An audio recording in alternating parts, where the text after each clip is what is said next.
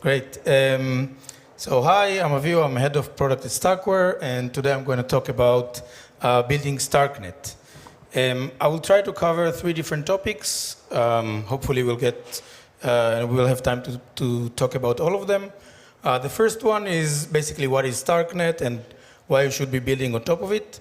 The second one is maybe the most riskier one, but I want to try and show you what you can do today on StarkNet. There is no need to wait. You can start working on StarkNet today.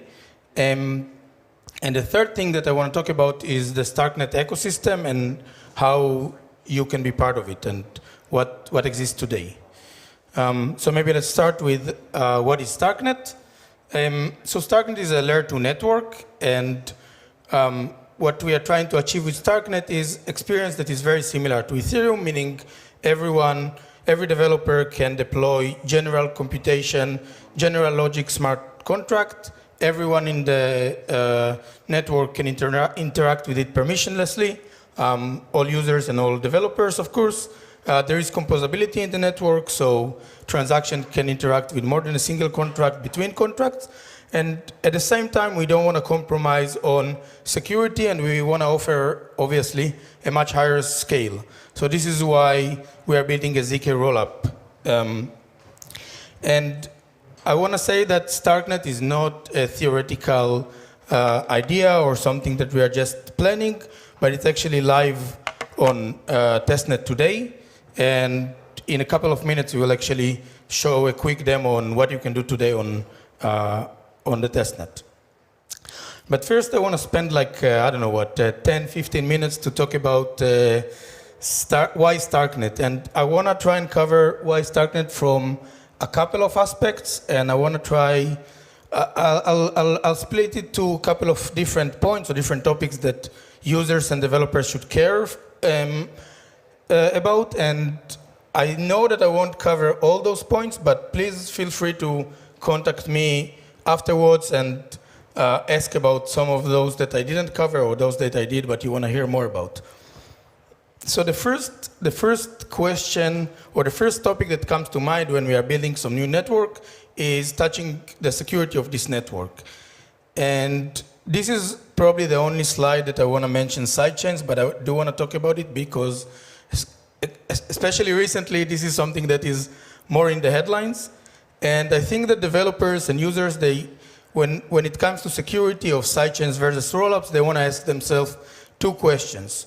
One question is regarding to the latest state. Suppose I'm a user or a developer, and I'm getting some information about the latest state, and I want to know or to be able to verify this information with minimum trust. So I don't want to query necessarily some centralized service, but I want to be able to verify it myself.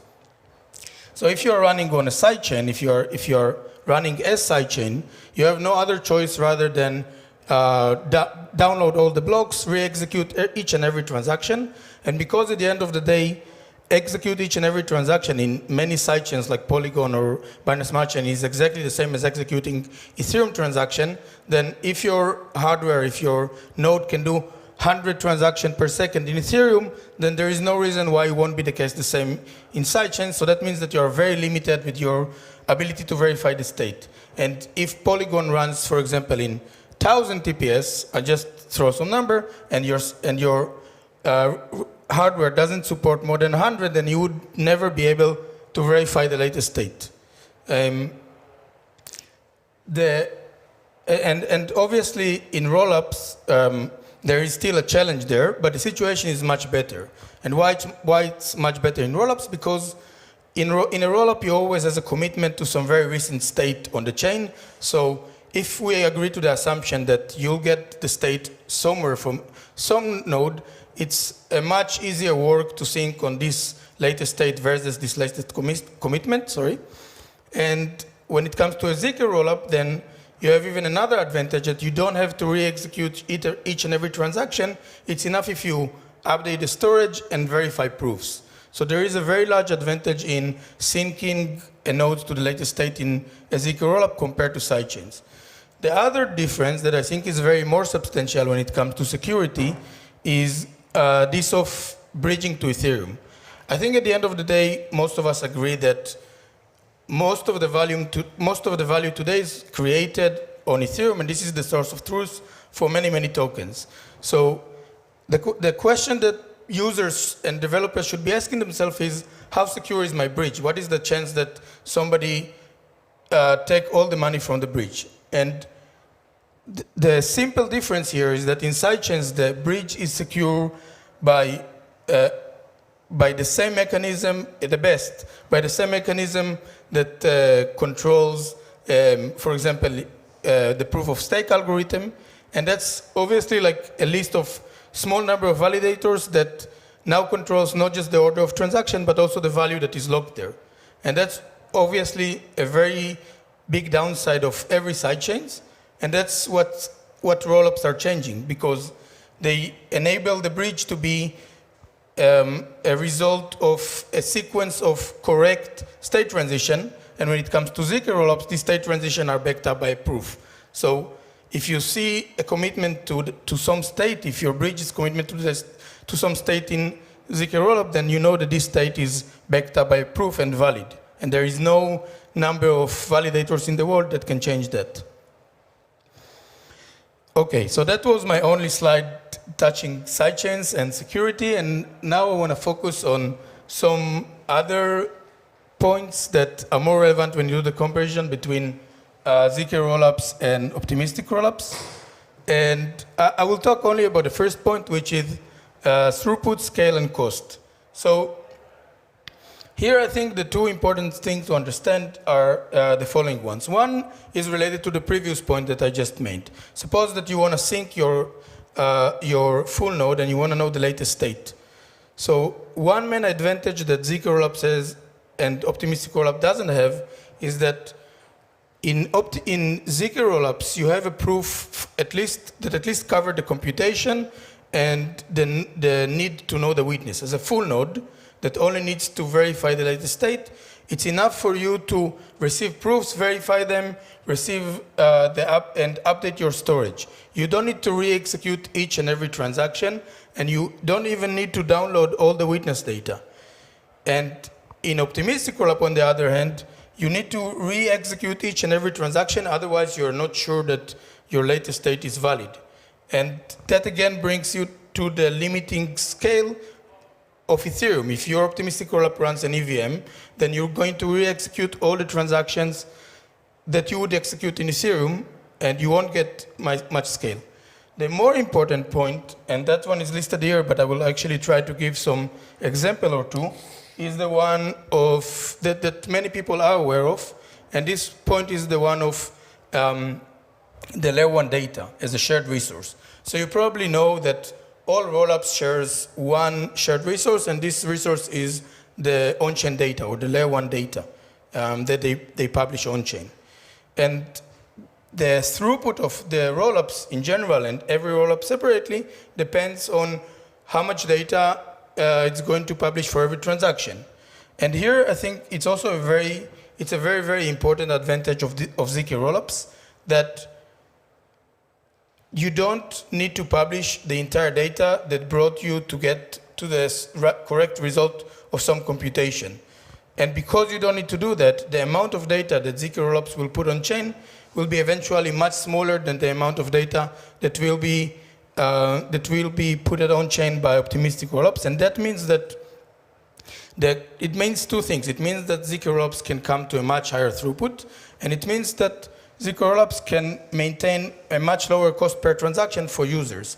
And I think it's often overlooked what can be done with this. So I want to, instead of like talking about the other points that are also mentioned here and are also very right, I want to talk about especially like this point and show two examples of why it matters. Okay. So here's a logo of Chainlink, because yeah, it's always good to show a logo of Chainlink. But that's not what I want to talk about. I do want to talk about one use case that we've seen recently, and I think is making a very good point. And this is the use case of oracles. So many applications on Ethereum, on DeFi, you probably know that they use oracle prices. They use all kind of data from the outside world, and it costs a lot of money. And it costs a lot of money and a lot of gas, because both this data needs to be on-chain, this data needs to be stored. And many of those applications, they would benefit if the Oracle prices could contain more oracles. Instead of 10 signers, maybe we want 100. Maybe we want the oracle not to be once per hour, but we want it once per minute. And maybe we want it to tell us not just about a single market, but about 100 different markets. And when it comes to the YDX, which is an application that we are running already today on our ZK-Rollup platform, it was very important to actually tweak and improve their application by enabling more Oracle prices. Now, Oracle feed on optimistic rollup, you still need to put all this data on-chain. If you want to have an Oracle price that is made of 100 different oracles, and you want to compute some function on it, you have no other option. You have to publish this data on-chain. You don't get much scale. When it comes to ZK-Rollup, you can avoid putting any data except the final result on-chain, and this could save a lot. And it has like a deeper meaning, and I wanna still try and make the other example as well, which is like an even more complex example. Here is a game that is based on publishing a lot of data, which are proofs from users, and it's also based on verifying those proofs. And this is like extremely expensive, both from the data that is being put on-chain and from the perspective of re-executing computation. And I think in both cases, like the first example of the Oracle prices and the second example of the dark forest, those are both very strong examples of applications that we would like to see on Ethereum, but their scale, when both in Ethereum and in optimistic rollups, is very, very poor. But when you take them to ZK-Rollup, you gain much more scale because you can avoid putting data on-chain and because you can avoid do the recomputation.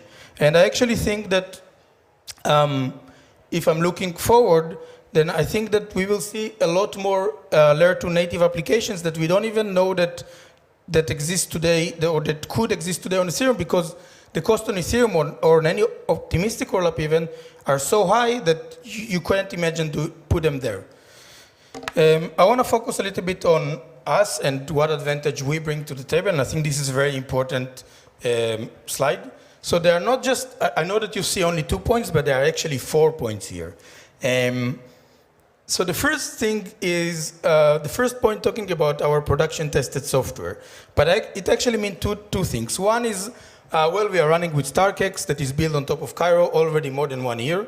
We've deployed 4 different systems that are running in production. The fourth one is Sorare, is being deployed today. So congratulations for them and for us. And we handle quite a lot of money, quite a lot of NFTs for quite a lot of time. But I think the other point that is hidden here is that those users, those few tens of thousands of users, are going to also, whenever we take StarkX to StarkNet, they are going to migrate and bootstrap the network, which is a good thing and an advantage of StarkNet. And the other point, and it's probably the strongest point, is that it's not just that our provers are very well tested and strong and backed up by good code, good software, and good science. It's also that basically the proving technology is part of our expertise, and this is what we do and this is what we research, and that makes it sure that we'll bring the latest and cutting edge technology into play. I just can give an example, and I won't talk about it much. Just 2 days ago, we released some paper named ECFFT, and it basically enables you to do FFT faster on some domains that were not so nice until now, like, for example, the domain that is responsible to the Ethereum signatures. So it's just an example to our strengths there. I do want to talk a little bit also about some downside that, or at least a question that you might have in mind, which is, okay, you showed us all these wonderful points, but how easy it is to write code in your system, in your ZK-Rollup? So the first, I want to talk about it a little bit. The first thing that I would say is that, as we've seen before with some examples, there are many, many layer 2 native applications that are not even existing today on Ethereum, and even the application that exists today, they would probably want to change their nature and change their code to enjoy the benefits of the scale from a ZK-Rollup. So maybe they want more Oracle prices, maybe they want to do computation that so far were prohibited on Ethereum. So that's why I would imagine that at least the large DeFi protocols, they probably want to rethink what their protocol should look like, given that data and computation are less of constraint. So that I think is an important point to make. And the other thing is that we do understand how important it is to support EVM. And we have a project named Warp, and I will talk about it a little bit more later. And it's an external project that works on compiling EVM to Cairo, and there will be actually some demonstration very soon. So I think that I'll touch it in a couple more slides. But most importantly, I do want to show you a little bit of what you can do today. How does our alpha look today? So, yeah, what is the StarkX alpha? So, StarkNet alpha, sorry. So StarkNet alpha basically enables everyone to deploy smart contracts, interact with them, and see proofs generated based on them. I don't know if there is any other network that enables all three. There are networks that enables you to write general code, and networks that are closed that enable interaction. But I think this is the first time that you get all three. It exists already over 1 month on Ropsten. And what you can do with that, so we add more features every day. 2 days ago, we added something new, which is the ability to do layer 1, layer 2 interactions, and that also includes putting some token bridge that you can play with. There are a lot of toolings. You don't even need to install anything on your computer to play with it. I actually want to show you a quick demo on this computer right now, assuming this would work. So I want to invite Tom, who is the product lead of StarkNet, to do hopefully a quick demo that will work. We didn't try it before, so I don't know if it will be like blind French keyboard experiment. No, we changed to English. Okay. Can you hear me? Yeah? Okay. So hi, nice to meet you all. Basically, today you can interact with StarkNet, but I need to also write from your local IDE. But for the purpose of this demo, I will show you a web IDE that we have that allows you to write contracts, deploy them to StarkNet, and then we can jump to the block explorer to see this contract and how we can interact with it through that. So hold it for a second. Yeah, so we'll go to Cairo Lang, and this is the playground. Can you see something? Now? So basically, it's a playground. Okay, great, thank you. Which allows you to learn Cairo, but also lately we added here the ability to deploy contracts directly to StarkNet. So let me just grab an example, a contract example from our documentation. I'll go here to my and your first contract, and let's just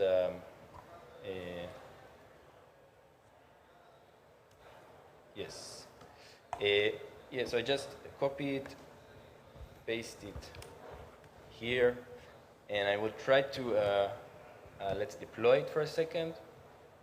Okay, so I deployed it now. In a minute you'll be able to see the address that was generated for it, and the transaction ID that deployed it. So we'll go there in a second, but I will just do a quick overview of what is a StarkNet contract, but basically the structure is the same as a Solidity contract. You have storage variables. Yes, thank you. So basically the structure, I will do a quick overview of the StarkNet contract, but basically the structure is the same as a Solidity contract. You have storage variables. Here you have just a variable that returns the balance of this contract, but it can also be mappings, for example, or a mapping of a mapping, like we have in Ethereum. Sorry that I just don't have here the, yeah. Let's, for example, have here a mapping of a mapping. And then we have functions that operates on this storage. And the same as Ethereum, here, for example, we have an external functions that allows transactions to call it. And we also have a view functions which allows us to get some data on the state. So for example, this function, which we'll use in a minute, allows to increase the balance of the storage variable that we have here. And this allows us to read it. So maybe let's go to the contract that was deployed. So here there is a small bug in the block explorer, but it will be fixed hopefully next week. Yes, so let's see if it was already deployed. We'll go to the transaction. It is waiting to be included in a block. Hopefully it will be included. Do you have maybe in the meantime any question on that? What you can see here? Yeah. I think if you want to see like more about how you can use the alpha today and learn how to code to it, there is a workshop today at 4. We are sold out for the workshop, but you can come to us afterwards and we see what we can do. So if you are interested to see more about it, then I think it's a good opportunity. Maybe we can do like questions at the end, and then I can. Okay, we can interact with it in a minute. Yeah. Okay. It will be included. Okay, thank you. I think it's this one.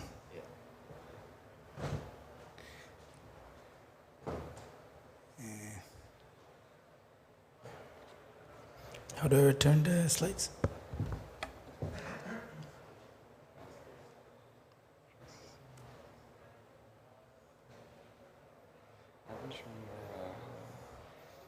Maybe put it just a full screen. Huh? No, what do you mean? The 3 dots? Do present? Yeah. Yeah, thank you. Okay, so what's next for StarkNet? The next phase for us is basically bring StarkNet to mainnet, and the main thing that is currently missing is the composability. So right now you can deploy smart contracts, they exist on the same state, you can interact with them, you can interact with layer 1. What we want to add very soon is composability, so contracts could call each other. And then obviously some infrastructure that makes it very natural and convenient for everyone to interact with the network. And hopefully it will be ready and deployed on mainnet by the end of the year. And the last phase is universe, and that's what wasn't mentioned so far, basically include the permissionless sequencer. So that's complete the picture for a permissionless network where everyone can run a sequencer, an approver, and basically be an operator of the network. Yeah, the last thing I want to talk about is the StarkNet ecosystem. So I think it's very, very, very, very, very, very important for us that as many people and projects and organizations will be part of StarkNet. And we already started to cooperate and to have others build parts of StarkNet. And this is a partial list that I want to mention, but I do want to say that there are many others that are in the process of getting to this list too. So I'll mention some of them. The team that builds the full node for StarkNet is, we call it Fermion, and those are the people that are building today Aragon or the TurboGuest client that is probably known. You probably heard the name. I think they just started a couple of months ago, but they're getting very nice tractions in the map of clients of Ethereum, which I think is good for Ethereum. We also have 2 projects by Nethermind. One is the Warp project that I mentioned earlier, that is the EVM to Cairo compiler. I think that there will be a demonstration of compilation of standard ERC20 contracts very soon.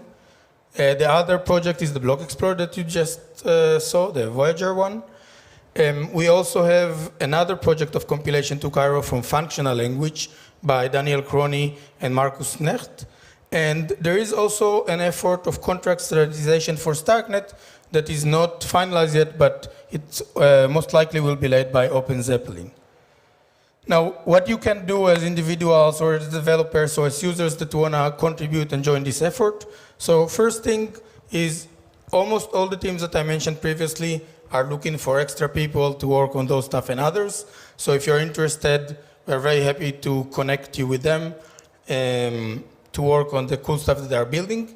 Except that there is, and to encourage it to be an individual contributor for StarkNet. And that means that I just give some examples of individual contributors. Some of them from other projects, some of them are just do it on their own. So there is Kobi Gurkan, who wrote recently StarkNet, which is a very nice POC written on top of StarkNet Alpha already. There is Adrian Hemlin with Amun, which is a very nice post explaining puzzles in Cairo. There is Perama, which is an anonymous contributor. He wrote tons of the documentation and tutorials for Cairo. And Francesco Ceccon wrote recently a Cairo debugger. And the last thing that I want to mention here on this list is that we are now putting a proposal for the MakerDAO community to have a team building, a separate team, an independent team building Maker on top of StarkNet. So that's also a team that will look for more people to join. So feel free to reach us afterwards and ask about any of those things or any other thing that you have in mind. That's it. So that's StarkNet. I hope you got some answer to your questions, but I'm happy to hear if there are more questions now.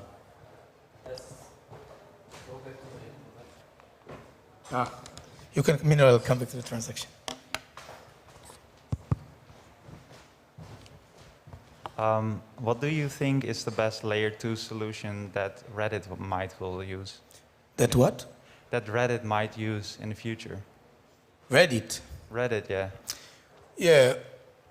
Okay, I can make all kind of speculations. I think for that's something that I didn't mention, but I know that is in mind of at least other ZK-Rollups as well, and is something that we also believe at. At some point of scale, you might want to be able to use a solution that is from one side very secure, and from the other side can support massive scale. And massive scale isn't probably 10,000 users or 100,000, but few millions. And when it comes to that, maybe you want to avoid putting some larger portion of the data on chain. So if I say my requirements is I want a secure solution, and at the same time I want something that doesn't necessarily have to put all data on chain, then you probably want to work with something like what we call today Volition, and I think that Alex mentioned previously as ZK Porter, but any solution that basically enables off-chain data. And that's something that we run on mainnet Ethereum for more than a year because we think that's a viable solution as well. So I think for very large organizations, something in the concept of Volition is something that can run on top of StarkNet. You can put off-chain data as well as on-chain data, so you can let users choose. And then large organizations like Reddit, this is like the most convenient and secure place for them to be. Oh. Yes. Any question? No? All right, so thank you. Thank you.